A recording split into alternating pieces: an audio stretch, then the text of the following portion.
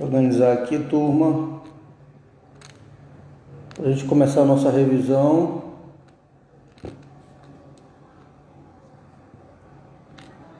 Perdão pelo atraso aí, que eu estava protocolando uma ação e aí enrolou meio de campo, mas graças a Deus já foi, deu tudo certo, tá? Pegar aqui o meu roteiro para avaliação, para a gente começar a trocar uma ideia, tá?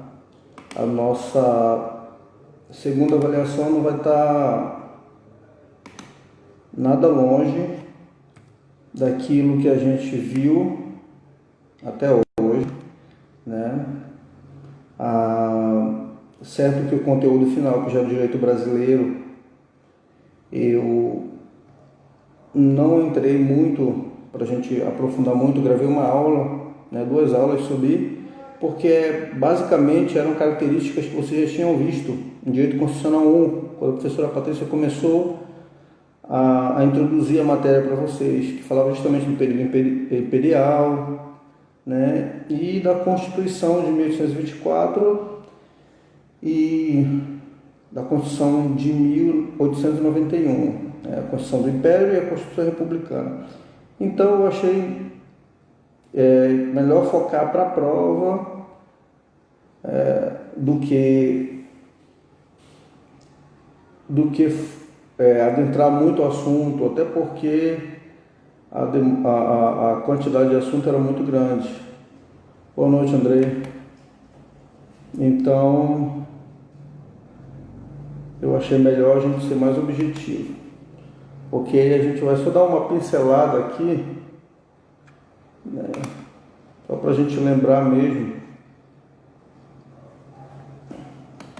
tá? E falar a respeito dos slides que a gente tem para estudar, ok?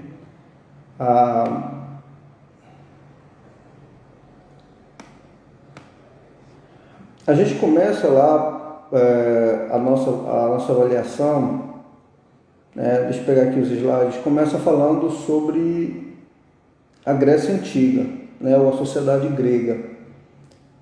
Então, assim, a sociedade grega, esse assunto, ele está específico no slide de número 4.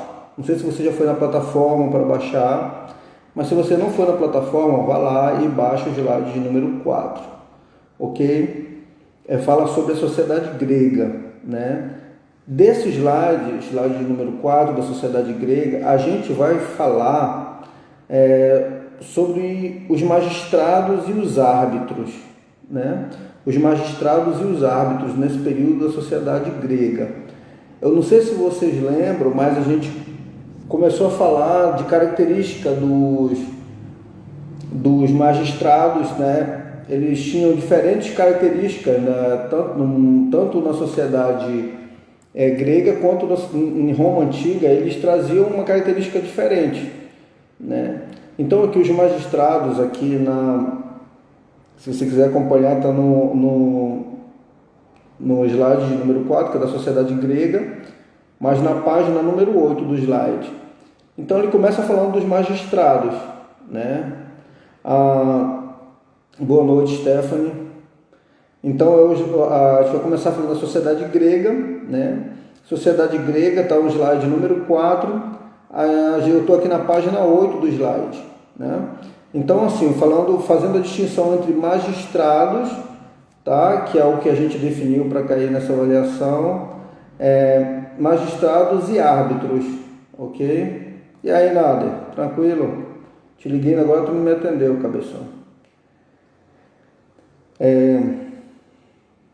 Tá, então, quem mais vai chegando? Tá, o Nader já chegou. Então, a gente vai começar pelo assunto da sociedade grega, ok? Slide de número 4 lá da plataforma. Slide de número 4 na plataforma, ok? Os slides, está acontecendo com algumas pessoas isso, Andrei. Tem uma abazinha dizendo slides de aula, slide das aulas. né? Ao lado dos slides, os slides tem uma setinha. Essa seta ela tanto oculta os arquivos quanto ela mostra os arquivos. Então clica nessa setinha do lado que ela vai abrir todos os slides que estão ali. Ok? Aconteceu a mesma coisa com a Fran, eu acho que ela resolveu. Eu dei essa orientação para ela. Tá? Ok? Então assim, o nosso primeiro assunto, como eu coloquei lá no nosso roteiro, fala sobre a sociedade grega. Conseguiu, André? Sociedade grega. Perfeito, cara. Então a sociedade grega, a gente vai focar em 2 pontos principais, né? As características dos magistrados, a característica dos árbitros, né? E as leis de Solon, ok? Então a sociedade grega está no slide 4, que está lá na plataforma, tá? E começa a partir da página número 8, do slide a partir da página número 8. Então assim, a gente sabe que os magistrados nesse período aqui, né, eles tinham algumas características diferenciadas, por exemplo, dos magistrados em Roma, correto? Aqui na sociedade grega, os magistrados eles eram sorteados, né? Haviam eleições, né? Eles possuíam mandato, não eram julgadores, né? Ou seja, eles não tinham essa função judicante. Eles eram eleitos para um mandato de 1 ano, certo? 1 ano. E a função que eles exerciam, né, nesse período era a função de administração da justiça, certo? Função de administração da justiça. Nesse período aqui, não havia o vitaliciamento, ou seja, eles não eram vitalícios, né? Até porque os gregos nesse período, eles acreditavam que o vitaliciamento de magistrados seria prejudicial, né, para o desenvolvimento da sociedade. Por quê? Porque o cara se estabelecia lá e ficava lá por um tempo ilimitado, então aquilo suscitava nele a vontade de cuidar dos seus próprios interesses, de se estabelecer, né, para poder se manter ali por mais tempo e parceiro de todo mundo e tal, ok? Então o vitaliciamento não existia aqui, justamente para poder evitar esse tipo de comportamento, de postura dos magistrados aqui na Grécia Antiga. Perfeito? Então os magistrados eram sorteados, eram eleitos para um mandato de 1 ano, né? A função dele era a administração da justiça, e nesse período aqui não havia o vitaliciamento, né? Justamente porque o vitaliciamento poderia suscitar no magistrado a intenção de se dar bem, né? De procurar pelo tempo, como ele vai ficar lá por um tempo sem fim, ele cuidar dos seus próprios interesses, acabar sendo parceiro e tal, ok? Em relação aos árbitros, né, que são outras figuras que a gente viu, que está no slide 9, os árbitros eles eram um pouco mais parecidos com o que a gente conhece hoje, né? Qual a função dos árbitros hoje? A função de arbitramento é justamente o que? Existe um litígio, geralmente isso acontece hoje no nosso tempo com PJ, pessoa jurídica, né? Então, uma empresa tem um conflito com uma outra empresa, ou uma empresa tem um conflito com um cliente, né? Uma pessoa jurídica tem um conflito com uma pessoa física, e o árbitro é chamado justamente para mediar esse conflito, né? Para trazer o conflito à tona e achar uma solução pacífica para isso, né? E aí, ao final, hoje no nosso tempo, quando o árbitro resolve aquela situação, ele transforma aquilo num termo, né, num termo de acordo que é levado para o juiz analisar as cláusulas e homologar aquele termo ou não, tá? Então os árbitros nesse período aqui, eles traziam características semelhantes, né? Eles eram bem parecidos com o que a gente vive hoje. Era uma espécie de julgadores privados, né, escolhidos pelas partes para solucionar seus conflitos. Eles atuavam como o quê? Como mediadores, né? Como a gente conhece hoje os mediadores com a função de conciliador, ok? Outro ponto desse slide está na página 14, né, que fala sobre a lei de Solon, ok? A lei de Solon. A gente viu que a intenção, né, de chamar Solon, a gente falou sobre isso, para fazer uma legislação para que fosse cumprida nesse período da sociedade grega, foi justamente a história de Solo, a vivência de Solo. Solo era alguém da nobreza que teve um declínio social, né? Saiu daquele núcleo social, da vida que ele tinha ali abastada, e passou a viver períodos difíceis. Então, depois ele recuperou as condições, começou a viver de novo em melhores condições financeiras, vamos dizer assim, e patrimoniais.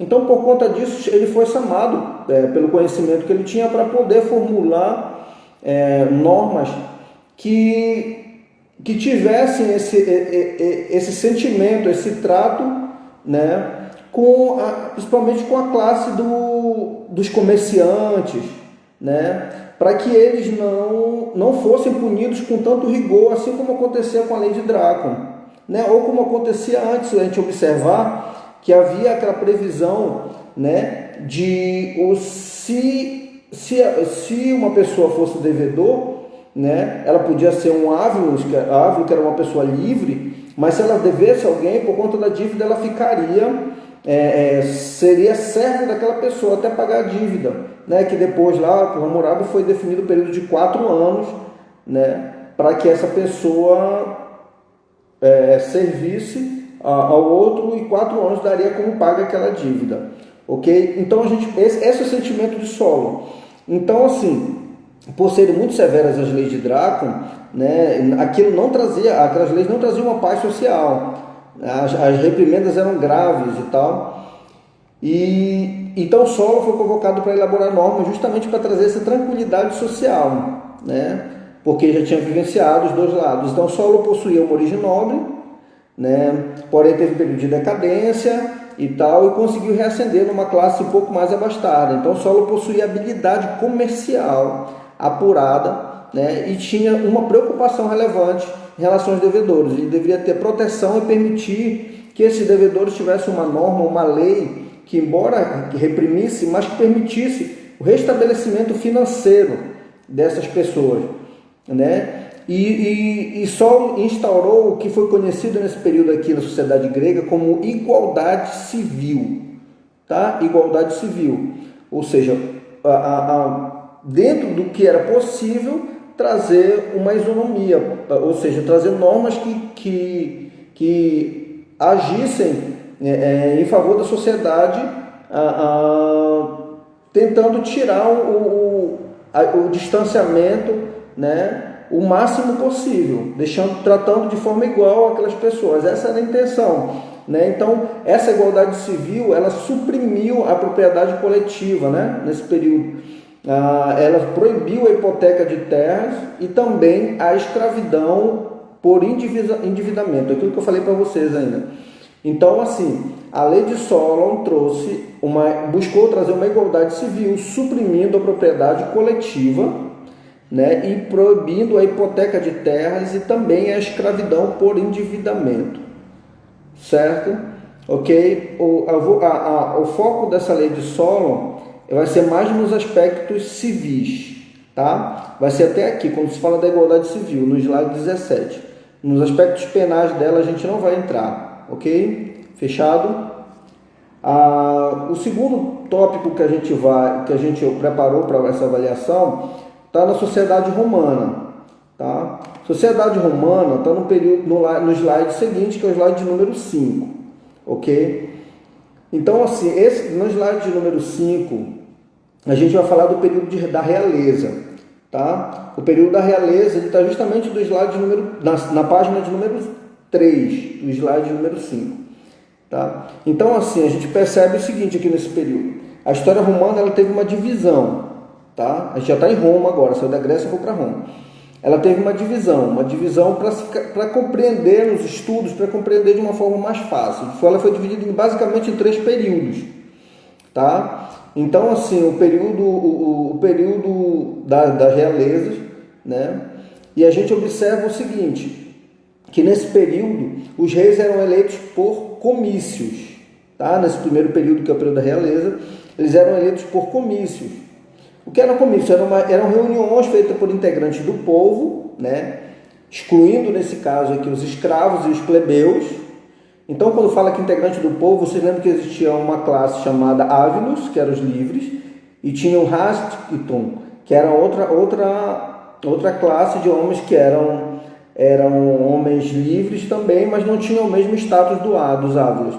Então, assim, aqui nesse período eles eram feitos pelo comício, eram feitos por integrantes do povo, excluindo nesse caso escravos e plebeus, para eleger seus governantes através de assembleias, ok? Através de assembleias. Então, esses governantes eleitos, né, para a realeza, eles eram vitalícios, ok? Então, eles ficavam por toda a vida, porém, eles não traziam a hereditariedade, ou seja, aquilo não passava de pai para filho, né? Então, no caso de morte aqui nesse período, ou eventual renúncia, eram convocadas novas assembleias, né? Chamadas comícios curatos, tá? Então, aqui atentem para 2 tipos de comício. Tem o primeiro comício, que é aquele que vai escolher aquele que vai ser o rei, que vai ter um mandato vitalício, né? Mas que não vai ser hereditário, e caso houvesse a morte ou a renúncia desse rei, haveria nova assembleia, agora através de comícios curatos, que era outro tipo de comício, para que fossem eleitos seus substitutos. Perfeito? Deixa eu ver o que mais a gente vai abordar aqui. Os senadores é outro ponto que a gente vai abordar, né? Então aqui a gente viu que existia a figura do Senado aqui, né? O rei ele era soberano, né? Nesse período ele era supremo nas suas decisões, né? A decisão dele abrangia tanto os aspectos religiosos, administrativos e judiciários. Então ele era absoluto, ele concentrava tudo, né? Mas existia aqui nesse período a figura do Senado, né? O Senado, que deriva de senatus, né? Que deriva da palavra senes, que significa ancião, né? Aquele que tem mais experiência, aquele que tem mais... Então, assim, o Senado ele não tinha poder específico, ele não tinha uma atribuição legislativa como é hoje, né? E a função dele era qual? Aconselhar o rei, dar sugestões ao rei, né?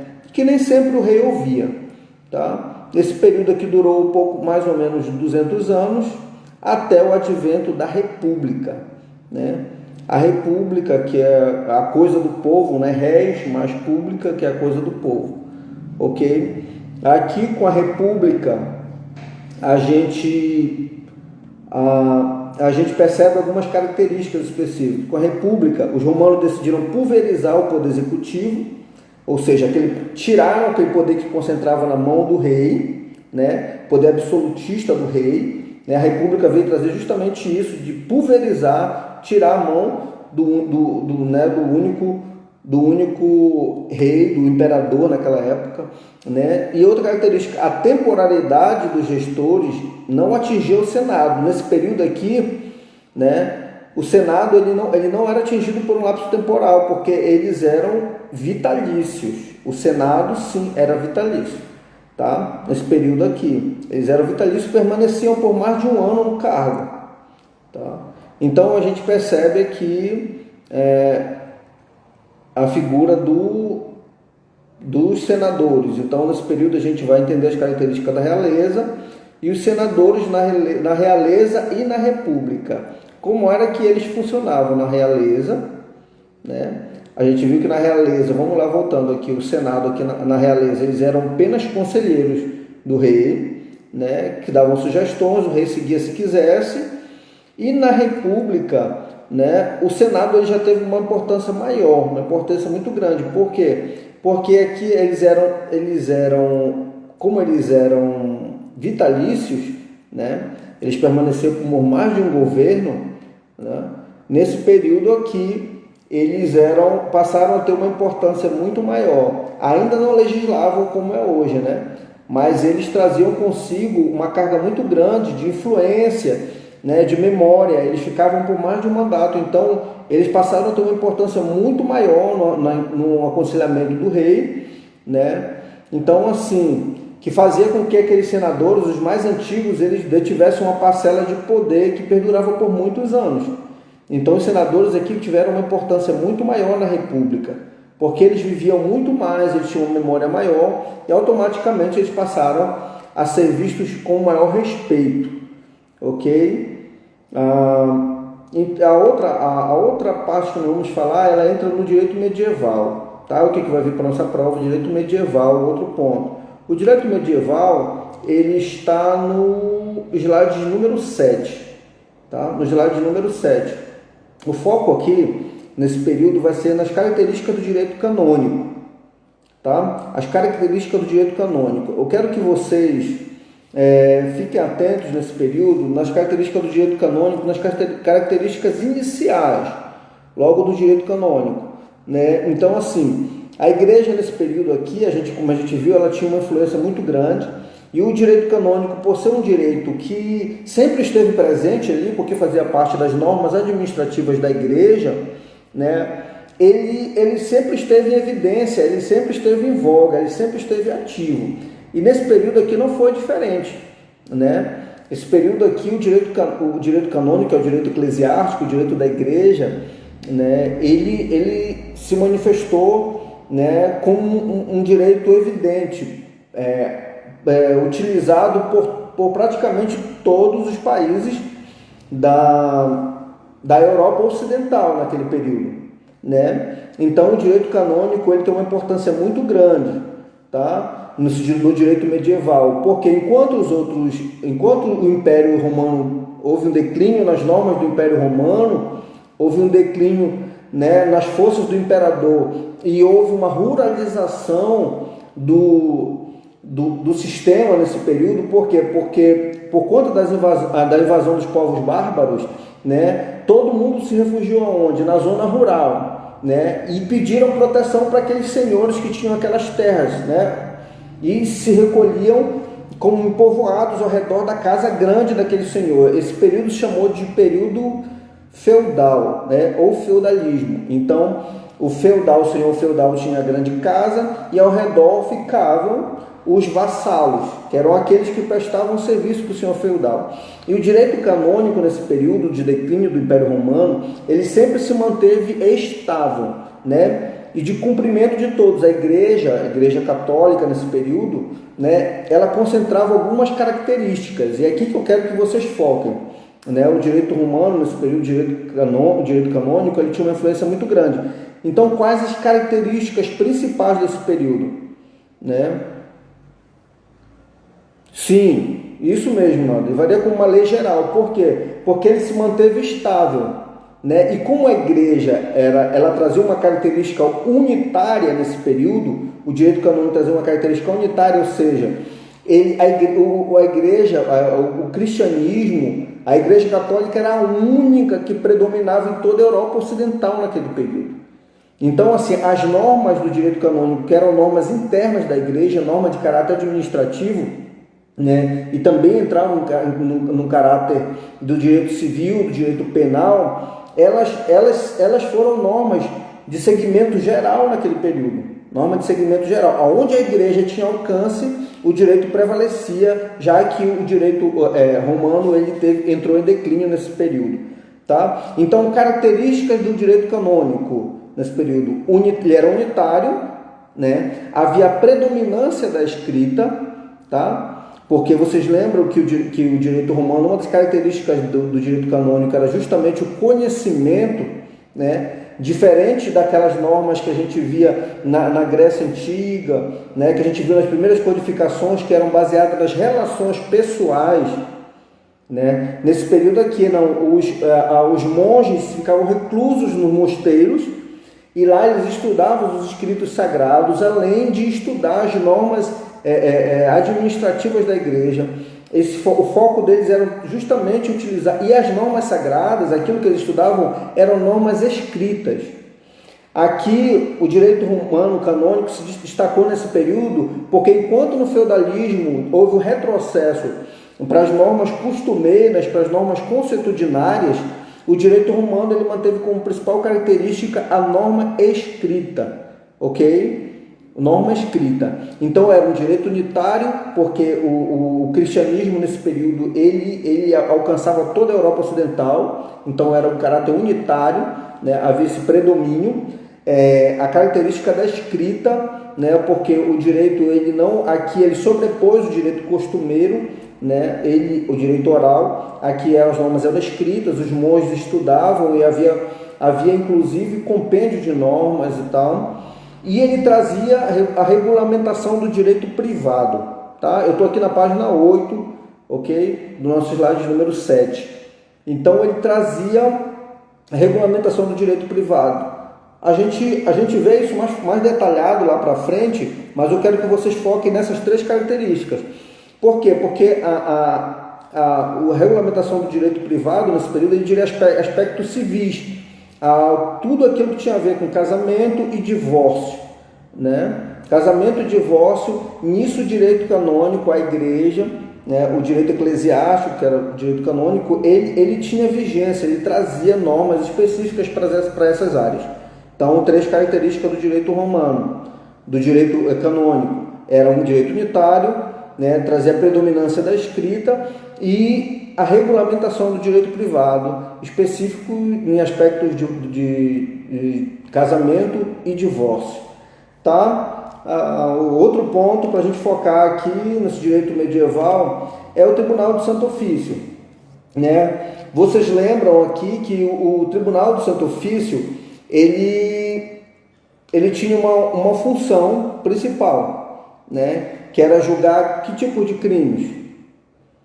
Era aqueles crimes contra a igreja, né? Eram os crimes contra os sagrados, aquilo considerado sagrado da igreja, os estudos sagrados, todos aqueles que profanavam o nome da igreja e que cometiam os crimes chamados de heresia, ok? Eram os considerados hereges, tá? Então, o Tribunal do Santo Ofício, ele julgava esse tipo de situação, aqueles que profanavam o nome de Deus, aqueles que profanavam os escritos sagrados, aqueles que cometiam crimes contra a igreja, né? As chamadas heresias, profanavam o nome de Deus. Esses eram julgados, né, pelo Tribunal do Santo Ofício. Que era o Tribunal do Santo Ofício? O Tribunal do Santo Ofício, ele reunia membros da sociedade, reunia os sacerdotes da igreja, né? Tinha a vítima ou o condenado, o réu no caso, o réu ficava de frente para os membros da igreja, enquanto do lado direito e do lado esquerdo tinha membros da sociedade, da nobreza, né? E logo atrás daquele réu tinha alguém que lia a sua sentença, o crime que ele tinha cometido e a pena que lhe caberia.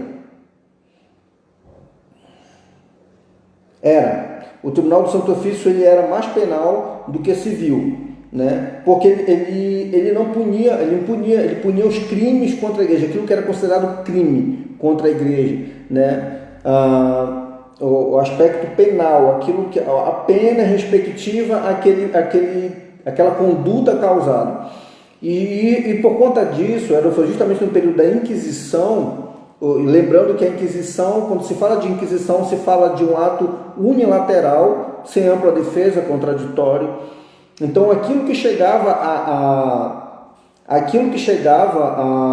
à igreja, ao conhecimento da igreja, muitas vezes era porque alguém buscava se aprofundar nos conhecimentos da astrologia, é porque alguém procurava conhecer como era que se davam as constelações das estrelas, e essas pessoas eram consideradas como bruxos, aquelas pessoas que não iam pelas vias do conhecimento que a igreja tinha, mas elas começavam a fazer pesquisas, os estudiosos a pesquisar outras coisas que para a igreja não era interessante, porque trazia um caráter racional, e não só metafísico, não só espiritual, né? E para a igreja naquele período era interessante manter as pessoas, né, ali controladas pelo temor a Deus, pelo temor às normas impostas pela igreja como certo. Então todos aqueles que eram considerados hereges, ou seja, cometiam crime de heresia, profanavam a igreja, aí eram condenados no Tribunal do Santo Ofício, né, eram levados e condenados se julgados culpados, aí eles eram em alguns casos, esquartejados, né? Eles eram, em algum caso, algumas situações, eles eram decapitados. Então as penas eram colocados de cabeça para baixo, crucificados de cabeça para baixo, a depender do clima e aqui, do crime, e aquilo tudo na presença dos representantes da igreja e da sociedade, tá? Então, característica do direito canônico, né? A gente vai falar justamente do direito canônico nesse aspecto e do Tribunal de Santo Ofício, ok? Quase característica do Tribunal de Santo Ofício, tá? Perfeito? Nesse período medieval a gente vai focar nisso. Outro ponto que a gente vai observar na nossa avaliação diz respeito ao direito moderno, ok? E ao direito moderno a gente vai focar aqui no corpus juris civilis, tá? No corpus juris civilis, que é justamente aquilo que a gente falou mais. O que era o corpus juris civilis? Né? E aqui você entra no slide, que é o slide número 8, ok? Você começa logo a partir da página de número 3, você começa a falar do corpus, ver o texto sobre corpus juris civilis. Corpus juris civilis foi considerada a grande transformação no direito europeu, né, continental naquele período, né, já do direito moderno. E assim, eu quero que vocês entendam primeiro a questão da evolução do direito. Por que direito moderno, né? Justamente porque houve um declínio do direito nesse período, né? Vocês lembram que houve um declínio do direito, né? Houve retrocesso, voltaram para o período do direito consuetudinário, que foi justamente lá nos feudos, né? Voltaram para o período do direito consuetudinário, com base nos costumes e tal. Então, aqui nesse período, após o período clássico, pós-clássico, né? Do direito medieval, a gente agora chega num período moderno, tá? Então toda aquela norma construída por Roma, tá? Ela não se perdeu. Naquele período houve só um declínio, o direito canônico prevaleceu e agora se tem um apanhado, né? Se volta os feudos deixam de existir nesse período bem aqui. Houve uma certa intervenção do direito romano, do imperador dentro dos feudos, negociando com os senhores feudais e tal, dando alguns cargos para eles no governo do império, né, de forma que aquela descentralização dali de Roma, ela deixou de existir e o imperador começou a ter força novamente. Então, nesse período, o que ele faz? Ele faz um apanhado de todas as normas, né, que ele construiu nesse período, né, as leis, todos aquilo que nós já vimos, né, e ele transformou tudo isso vamos dizer assim, num livrão, né, chamado Corpus Juris Civilis, ou seja, corpo da lei civil, né, é uma obra fundamental para a jurisprudência publicada, né, aqui nesse período era o período do imperador Justiniano I, ok? Então, assim, o Corpus Juris Civilis, a gente tem aula na plataforma sobre isso. Ele era um livro composto por 4 partes, tá? Livro composto por 4 partes. Então, a gente viu que ele trazia, na primeira parte, né, era o Código Justiniano, né, que continha toda a legislação romana, revisada desde o século II. Eles fizeram esse apanhado desde o século II e organizaram. Tinha, na segunda parte, era o Digesto ou Pandectas, que chamavam, que era justamente coleção de fragmento de obra de jurisconsultos romanos, tá? Vocês lembram que os jurisconsultos, eles entraram justamente no período pós-clássico, né? Que eles já vieram como estudiosos das constituições do imperador romano, ok? E os institutos, que são os principais fundamentos do direito naquele período, né? Os institutos que são justamente a base do direito romano, e que é a terceira parte, e a parte 4, que é justamente as novelas que chamam ou autênticas, né? Que eram leis formuladas também por Justiniano. Perfeito? Isso está no slide de número 5, ok? No slide não, na página de número 5 do slide de número 8, do direito moderno, tá? Então, o Corpus Iuris Civilis apresentou aqui nesse período várias vantagens em relação às centenas de leis locais existentes na Europa na Idade Média, né? Já que ele era um direito escrito, né?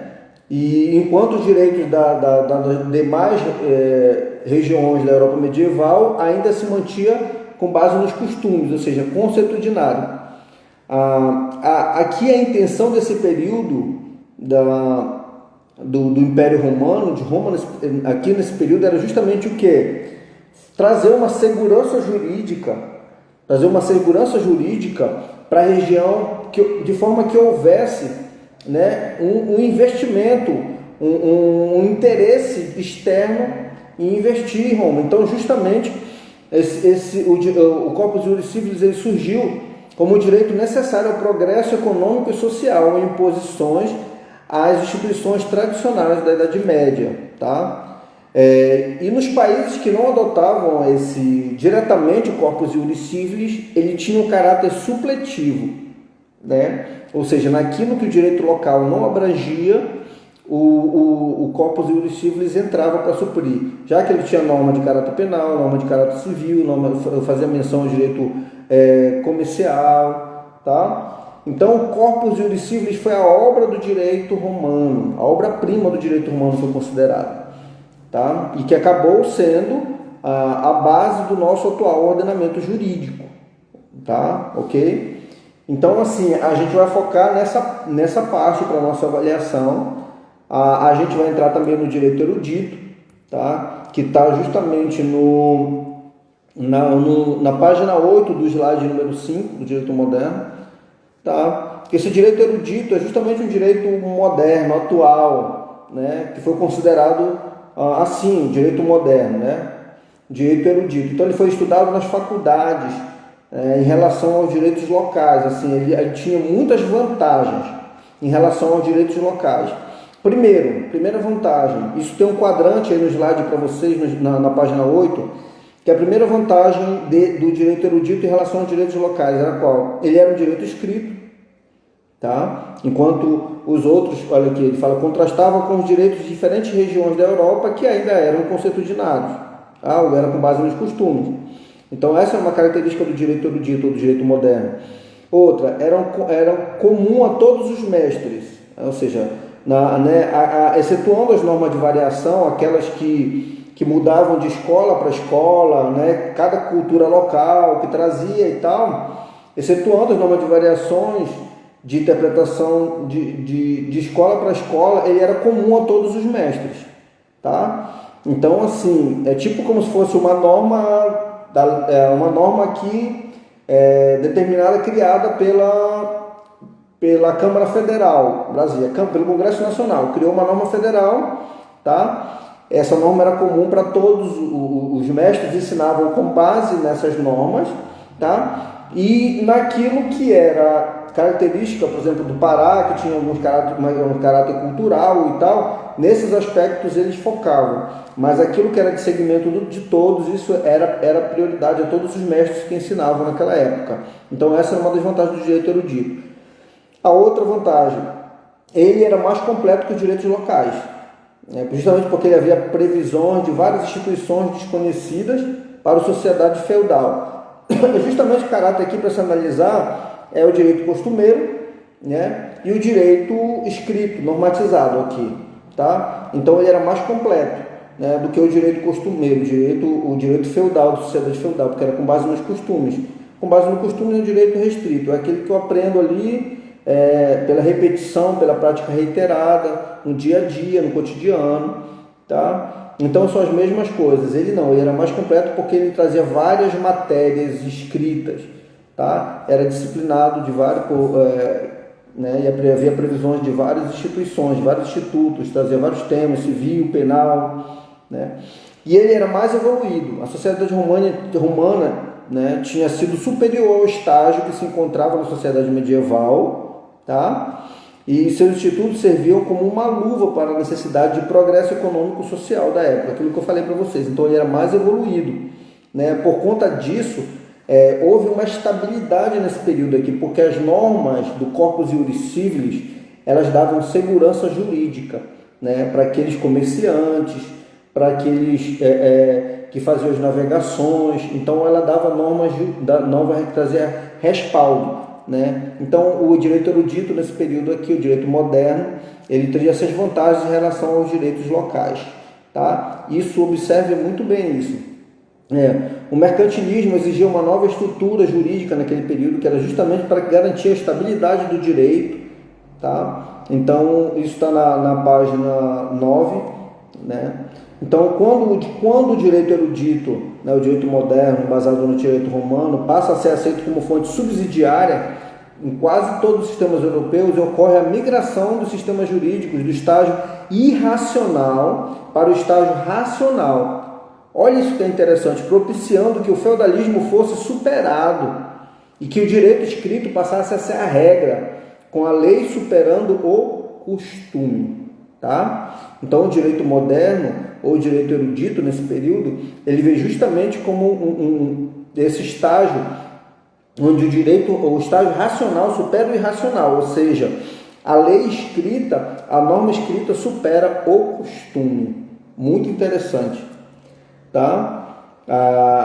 Aqui fala a compreensão de todo possibilita melhor análise. Isso aqui é interessante, né? A gente vê porque a gente percebe nesse momento aqui, passando a existir a possibilidade de contradições e antinomias, ou seja, eu não fico só naquilo que se diz que mas eu começo a trazer uma tese diferente e a perguntar mas por que isso, né? Então o direito, a norma começa a ter um contrassenso, um contraponto, e a partir daí começa a nascer a hermenêutica jurídica, né? Ou seja, uma interpretação mais ampla, diferenciada, né? Isso vem por conta do direito erudito, e a partir daí nascem as escolas, né? E um desses métodos aqui é o método escolástico, tá? Método escolástico, que justamente que traz essa ideia de que a convicção de que a verdade está no todo e não em parte. Aí aqui nasce a noção de quê, gente? A noção do sistema jurídico. Olha que interessante. Isso admite a existência de textos de autoridades contraditórios entre si, já que a solução surgirá justamente da chamada da dialética de resolução dos opostos. Então, nesse momento aqui não existe só mais uma verdade absoluta. Nesse momento começa a haver discussão de teses diferentes, né? E a chamada dialética de resolução de opostos. O que é esse método escolástico, né? Método escolástico traz algumas características. Aqui tem um quadrante na página 11 do slide número 8, que fala as características. São 4 características que ele traz aqui desse método escolástico. A primeira é a questão, né? É lançada uma dúvida acerca de uma verdade aceita, tá? Então, assim, tem uma verdade e alguém diz que A é igual a B, né? A mais B é igual a C. O cara, sim, mas por que isso? Eu não concordo com isso.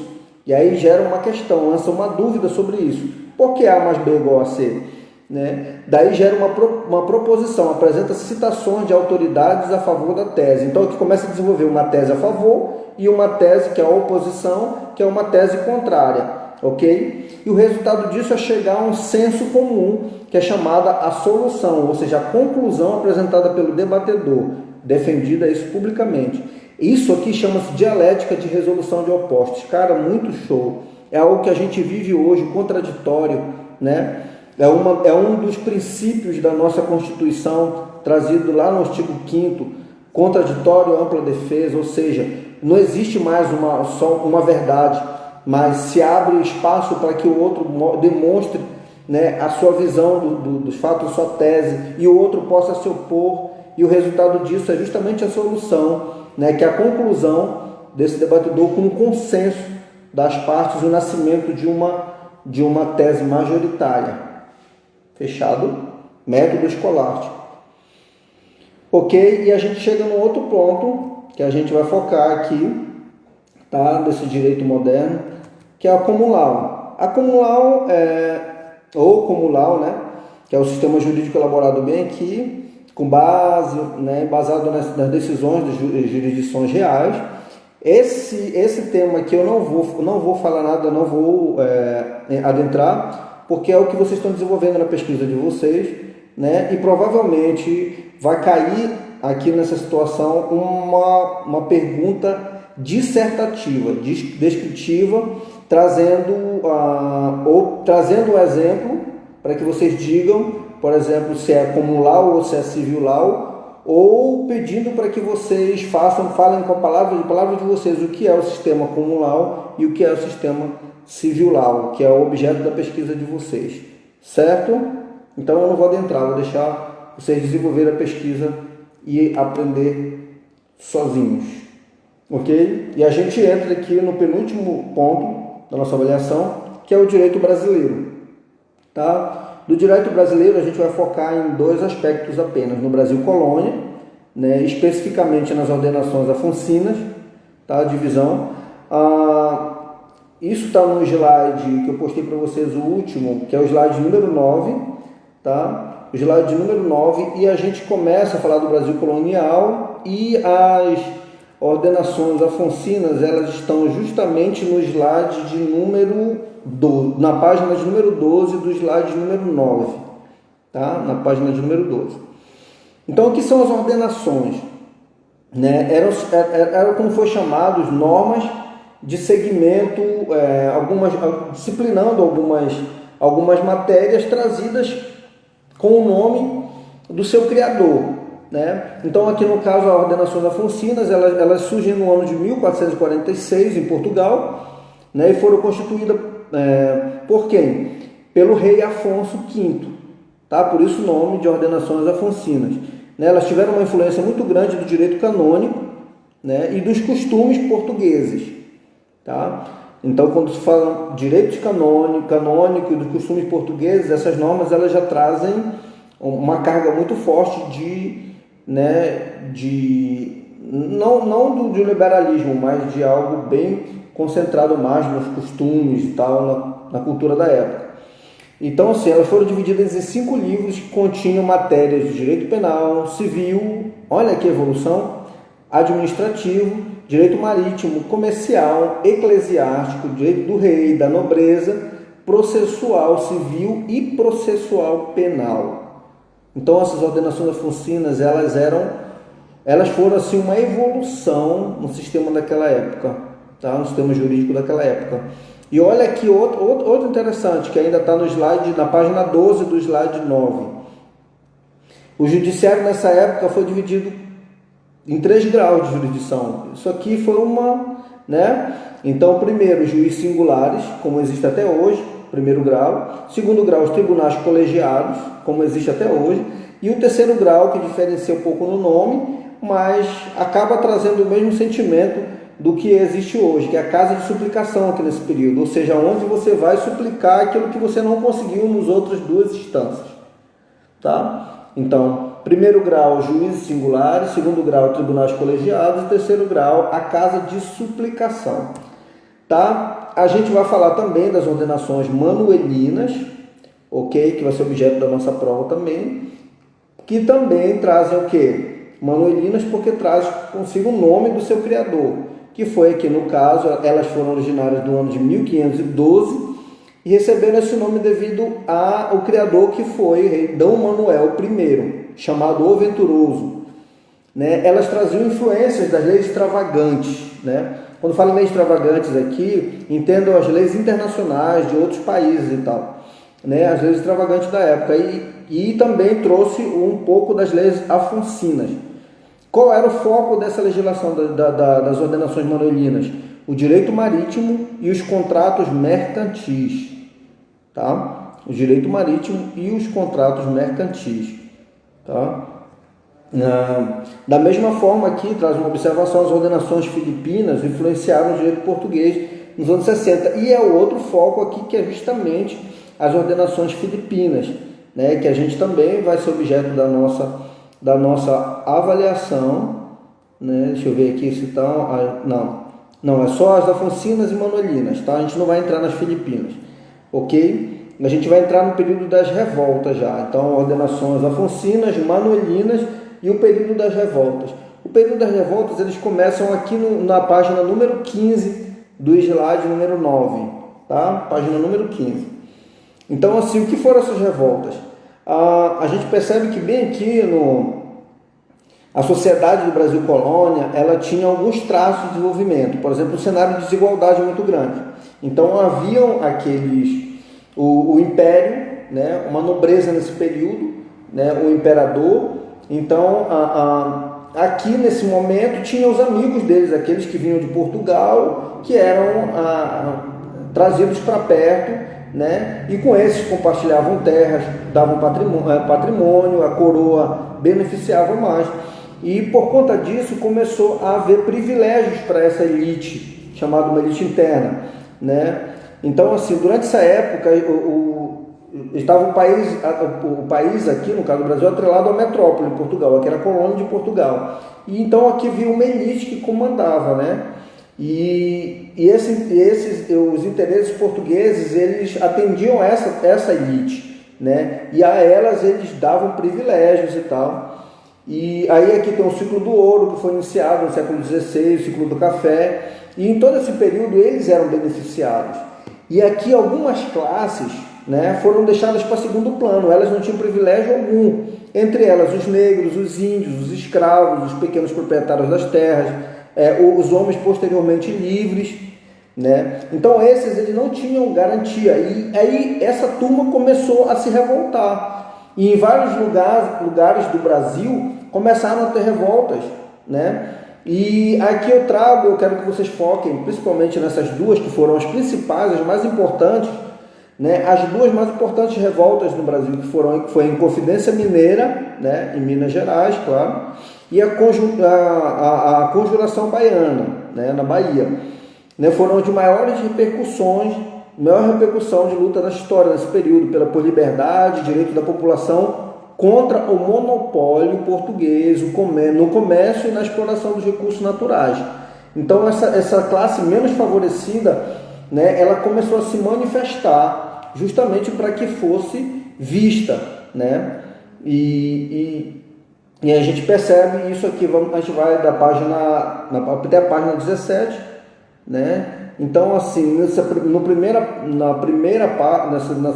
parte, o governo forçosamente pretendia que os escravos continuassem trabalhando, porque nesse período aqui, os escravos não existia mais escravidão no resto do mundo, e o Brasil Portugal ainda queria impor que houvesse a escravidão no Brasil, né? E aqui a Conjuração Baiana, a gente vê que ela já havia rumores aqui de características da Revolução Francesa, dos ideais. Então, ela já trazia, né, a motivação dessa Conjuração Baiana, dessa revolta acontecida na Bahia, ela já trazia traços da Revolução Francesa, de igualdade, fraternidade, já buscava isso, né, principalmente no aspecto da igualdade, né, que é das classes e tal. Ok? E um outro ponto que a gente vai focar aqui, nessa parte, já fechamos. A outra agora a gente vai para o nosso 10º slide, ok? Que é justamente que fala do direito brasileiro, mas agora no período imperial e republicano. O foco desse slide número 10, aqui ele vai estar justamente na Constituição, né, no Brasil Imperial, na Constituição Imperial, a definição desse documento, tá? E aí isso você vai ver aonde? Isso você vai ver aqui na página número 4 do slide número 10, tá? Então, a gente vê aqui que houve, aqui começou a haver uma evolução nesse período, aqui, trazido pelos iluministas e tal, pelo liberalismo que estava acontecendo na Europa nesse período. Então o Brasil começou a ter esse surgimento e trazer justamente duas escolas de direito, né, principalmente uma em São Paulo e outra em Recife. Então oportunizava aqui que os descendentes de fazendeiros, dos grandes proprietários, começassem a estudar a norma, a estudar direito, né? Então aqui, posteriormente a essas escolas jurídicas, né, surgiu um importante documento aqui, que foi justamente a Constituição Imperial de 1824.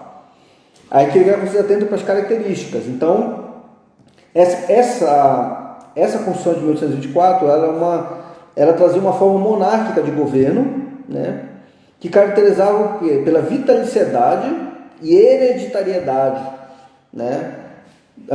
Essa era uma das características, né? E ao mesmo tempo uma irresponsabilidade do chefe de Estado, né, perante a consequência dos atos outorgados. Então, assim, a base aqui, a forma de governo era a monarquia, né, e o monarca automaticamente era vitalício e também hereditário, ou seja, passava de pai para filho. A monarquia trazida é respaldada pela Constituição de 1824, ok? O imperador ele tinha essa característica nesse período, tá? E a irresponsabilidade aqui no caso, a Constituição de 1824 ela foi o quê? Outorgada, ou seja, imposta, né? E ela trazia um quarto poder, que era o poder moderador, aquele que estava acima dos outros três poderes, do executivo, do legislativo e do judiciário. Tinha o poder, inclusive, de desfazer os outros três poderes. Era o poder tamanho, né? Esse quarto poder moderador, que estava acima dos outros. Ok? E o foco que vocês vão ter também, vai estar nesse Código Criminal, né? Deixa eu ver aqui, não. É a Constituição Imperial, as definições desse documento, e a Constituição Republicana, trazida por Deodoro da Fonseca, né? Que está justamente no slide 11, na página 11 do slide 10. Né? Então, assim, por conta do enfraquecimento do Império, né, que foi justamente um dos motivos mais fortes para poder o estabelecimento da República, né? E isso aconteceu por conta da independência dos Estados Unidos e tal, do Império Americano. E então, assim, a passagem do período imperial para o período republicano, então, teve o quê? A motivação, primeiro, por conta da Guerra do Paraguai, né, quando houve um fortalecimento dos militares aqui no Brasil, né, que levou ao conflito entre militares e governantes, e também como uma causa do enfraquecimento da monarquia, né?